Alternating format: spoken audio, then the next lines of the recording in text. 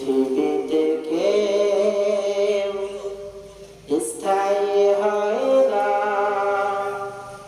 হোক না সে ফেরাউন কিংবা নমরুদ, কেউ হবে চিরকাল রয় না, কেউ হবে চিরকাল রয় না।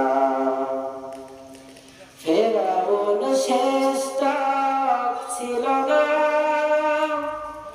মৃত্যু তাকে ছেড়ে দিল না।